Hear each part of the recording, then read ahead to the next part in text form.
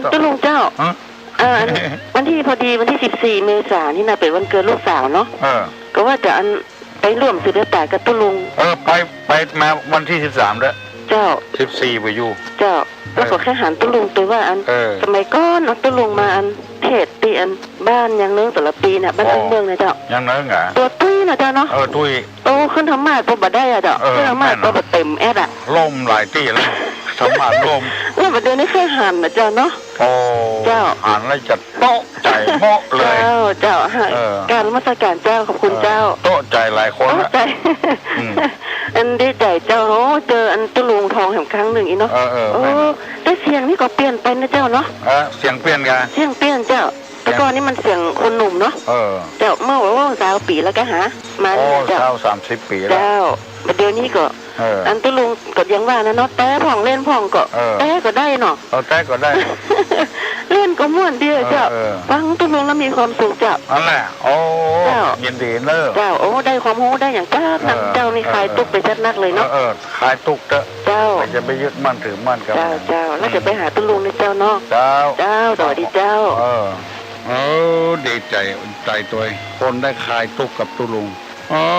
เป็นว่า20 บวก 20เป็นวันนี้วัดโลกบุรีในภาคบ่ายในภาคบ่ายจะมีพิธีสวดสมทบประกอบนะครับสถานที่ในวัดเดี๋ยวขออนุญาตประชาสัมพันธ์รถยนต์นะครับทุกคันที่เข้ามาจอดในบริเวณวัดโลกบุรีขออนุญาตนะครับเราจะให้จอดถึงเวลาประมาณ 12 นาฬิกา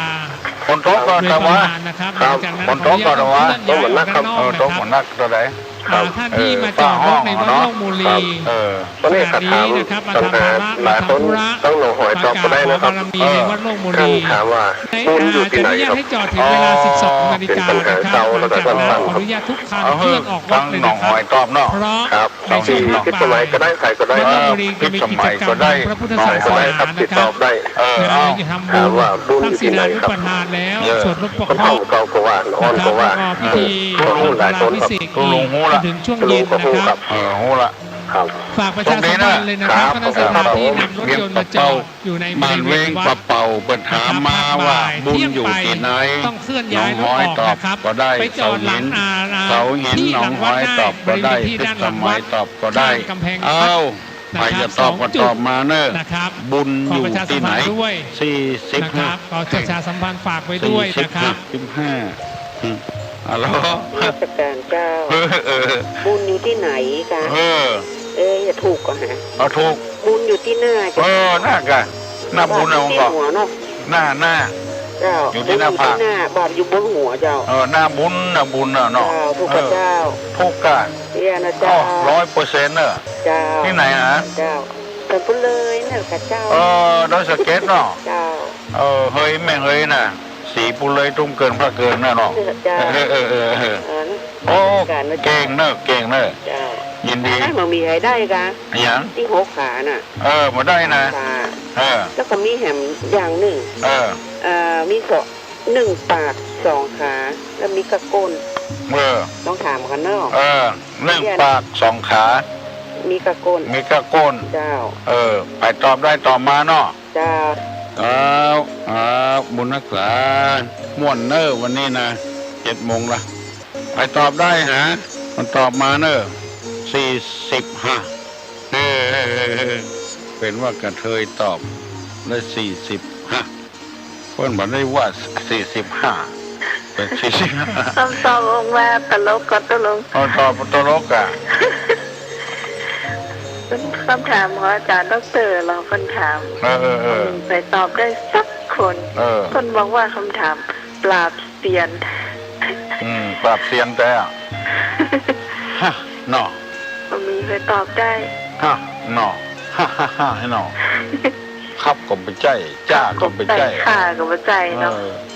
ตุลุงน้องได้น้ำผึ้งแล้วเนอะตุลุงได้ที่ไหนอ่ะได้ยันปุ่นบดไอ้เนี่ยก็คนปองแยงเปิ้นเอามาขายติ้นแล้วว่าตุลุงอ่ะไม่ได้ขายบ้านบ่พอดีแต่ว่าอันโทรมาถามเรื่องอันนั้นเจ้าถั่วน้อยถั่วลันเตานะต้องเลยถามบ้าน ที่น้องเคยสั่งน้ำผึ้งปั้นเอาไว้นะได้ก่อยอ่ะปั้นว่าอ๋อได้กะจะมาเอาเจื้อถั่วแล้วก็ลวดเอาน้ำผึ้งมาขายเฮ้ยคนละ80เจ้าตะลุงน้ำผึ้งแต่เลยเหมาะเลยเพราะว่าที่วัดนี่ก็มีขายที่ตีนวิหารนี่อ๋อเปิดขายขวดตะไนหมองนะโง่เนอะนี่ได้น้ำผึ้งกระแตเลยก็ลองอันนี้ก็พิสูจน์เก่งได้หมดน้ำผึ้งแต่นี่แต่น้องลองว่าเอาไม้ขีดไฟไปจุ่มที่น้ำผึ้งแล้วไปจีไฟพอ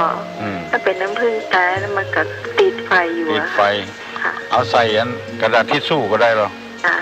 เอาวางกระดาษทิชชู่นะถ้ามันย่างก็ไม่ใช่อ๋อนั่นก็พิสูจน์ได้เนาะพิสูจน์ได้แล้ววิธีจิ้มก็ได้ตาตะลุงจิ้มน้องกินน้ำผึ้งบ่อยมันถึงมีกลิ่นเนาะมันมีกลิ่นถ้ามันเป็นน้ำผึ้งปลอมเนี่ยเคยโดนมาแล้วขวด250จากแม่ห้องสอนมันนะตะลุงนะครับรถยนต์Honda City จอดอยู่ข้างกำแพง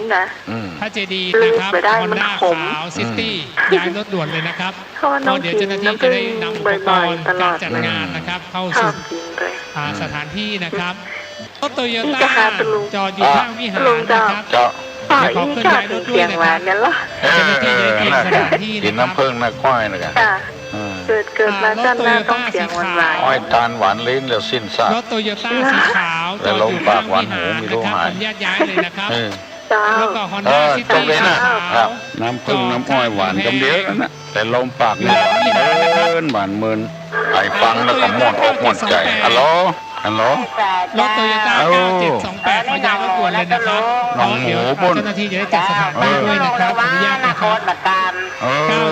9728โตโยต้าตัวลุงตามวันนี้ตะวันย้ายรถด่วนนะครับดีแต่ตะลุงHonda City สีขาวต่อข้างกำแพงเจดีย์ย้ายรถด่วนครับปัญหานั่นนะขออนุญาตประชาสัมพันธ์ปัดไหวประเมินหาก่อยโก้น่ะนี่ยังถ้าขายต่อได้มันถูกอย่าฟังเลยอย่าบอกเพราะจะเอาเครื่องของจะตอบเลยตอบก็ตอบได้น่ะมันค้างไว้หลายวันค้างมานิดนึงคือต้นพันธุ์การไม่กับตัวลุงชิดปัดมันไหวแล้วที่ห่างก่อยโก้แล้วก็ควายรถเก๋งโตโยต้าสีขาวนะครับข้างวิหารแกงกินควาย9728ลมปัดไหวประมาณก่อยโก้เนี่ยเคยได้ยินพูดประจังหวะนะแกงผักกาดสู้แกงผักกาดสู้แกงควายบ่ได้ขยับถอยไปชิดๆเลยก็ได้ครับผมเพราะว่าโลปกติก็กว้างบ่เหมือนห่างควายโก้ร้อนหนูว่าอีบ่ได้ตามตะกอนเนาะคนท่าเพราะว่าอ่านหรอลูกหลานจำไว้เนาะถ้าเพิ่นว่าบักเขือนั่นนะเพิ่นเชี่ยวเพิ่นบ่ดีเพิ่นว่าอันข้างไหนเหี่ยวข้างไก่ย่อมแม่หมูขอไปล้างเนาะเศษว่าก็เชี่ยวบ่ได้เชี่ยวเพิ่นบ่มี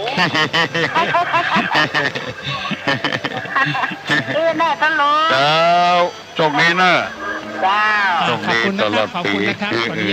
ลมปัดก่อยบ่เหมือนหางก่อยก้นแกงผักกาดมาล้ำเต้าแกงกินควายมันมีอย่างแล้วก็หาเรื่องไม้กำไม้สลีแต่ว่านะทุลุงจะบอกเฮือเนอไม้สลีนี่เป็นสหชาติคำว่าสหชาตินี่คือเกิดวันเดียวกันกับพระพุทธเจ้าเกิดนะไม้สลีนี่นะเกิดวันเดียวกันวันวิสาขบูชานั่นนะแล้วพระพุทธเจ้าก็ได้ตรัสรู้เป็นพระอนุตตรสัมมาสัมโพธิญาณที่ต้นไม้สลีเพราะฉะนั้นชาวพุทธของเราเนี่ยชาวอื่นเพิ่นบ่กำศาสนาอื่นเพิ่นบ่กำเพิ่นเอาไม้กำไม้สลีไว้เพื่อกำจูบวรพระพุทธศาสนาให้เจริญรุ่งเรืองถึงลูกถึงหลานเพราะฉะนั้น ห้าไผ่ได้กำหากำไม้กำไม้สลีมากำไม้สลีในวันพญาวัน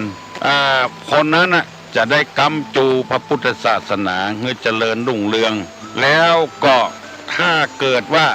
มีเรื่องมีราวอะไรอย่างเกิดขึ้นกับตัว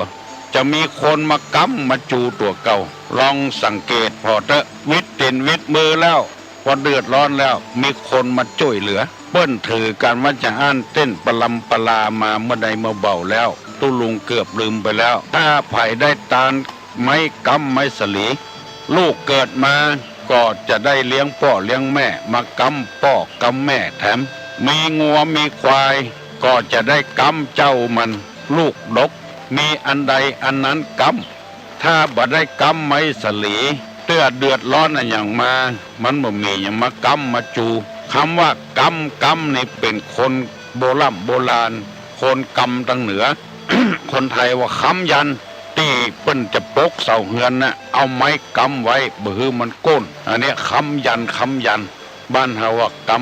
ำเพราะฉะนั้นลูกเต้าหลานเหลนพี่น้องวงศาคณาญาติทั้งหลายไผเฮาบ่ฮู้ว่าอนาคตตั้งหน้ามันเป็นจะใดการตานไม้กำไม้สลีเนี่ยเป็นมงคลชีวิตกำบวรพระพุทธศาสนาไว้เพื่อเจริญรุ่งเรืองตุลุงไปเอวที่ประเทศศรีลังกาไม้สลีอยู่ที่ไหนนะเพิ่นจะปั้นรูปพระพุทธเจ้าไว้ที่หั่นคนที่อยู่ใกล้ๆก็ไปเคารพสักการะบูชา ไม่ใช่ออกเหี้ยออกหายอย่างบ้านเฮาเพิ่นจะไปก่อแวดไม้สลีไว้แล้วก็เอาพระพุทธเจ้าไปตั้งไว้ ประเทศศรีลังกาก็เจริญโดยพระพุทธศาสนามานักต่อนักละทั้งที่เป็นเมืองขึ้นของประเทศอังกฤษ ยังมีพระพุทธศาสนาอยู่เมืองไทยของเรานี่บ่ได้เป็นทาสของไผก็ยังถูกศาสนาอื่นมาลุกลานทำจัดนักแต่เฮาก็บ่ว่าหยัง เพราะฉะนั้นไผ่ไข่ตาลไข่ฮื้อมีอันหยังมากำมาจูก็ฮื้อตาลไม่กำไม่สลีเนอพี่น้องญาติธรรมได้ถามมาเมื่อตะวาตุลุงก็เกือบลืมไปเห็นแล้วต่อไปถ้าไผ่มีอันหยังก็โทรมาหาตุลุงเนอะ1210058ถ้าบ่มีแล้วตุลุงก็จะย่างเหี่ยก่อนจะนับ1 ถึง 10ถ้าบ่มีก็จะปันศีลปันปอนละปัญหาอย่างตอบมากันปตกประเชียงและยินดีกับกูคนของฮื้อปากันปล่อยปนสิยังเอาฮัลโหล ไปจ่าเจ้าตะลุงเจ้าไปที่ลงลืมไป ลืมหยัง ลืมว่าวัน ลืมหยังเจ้าคนมีการเลิก ฮะของฮื้อปากันปล่อยปนอุบัติเหตุกังวลทลายเนอข้อปีข้อเดือนข้อวันข้อยามข้อเจ็บข้อไข้ข้อไม่ข้อหนาวคือหายไปตามปีเก่าเดือนเก่าวันเก่าแล้ววันนี้จะปั่นปอนให้ฟังแล้วไม่ออกติดถามหลังไม่ถ้าตุลุงสุขขังพลังแล้วก็โทรมาเลยเนอะยกมือไหว้เนอะจะปั่นปอนสปีติโยวิวัชชันตุสัพพะโรโควินัสสตุมาเตภวะตวนตะราโยสุขีทีขายุโกภวะอภิวาธนาสีริสานิจังวุตาปัจจายิโนจตตาโลธรรมาวัฏันติอายุวันโนสุขขังพลัง